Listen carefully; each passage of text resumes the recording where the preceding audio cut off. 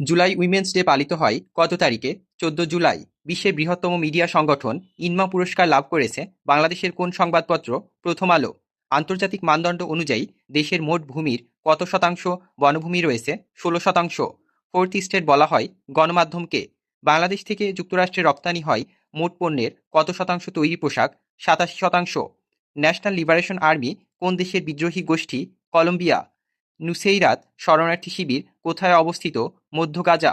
গাজার ত্রাণ কেন্দ্রে হামলাকারী সংগঠনের নাম গাজা হিউম্যানিটেরিয়ান ফাউন্ডেশন বা জিএইচএফ।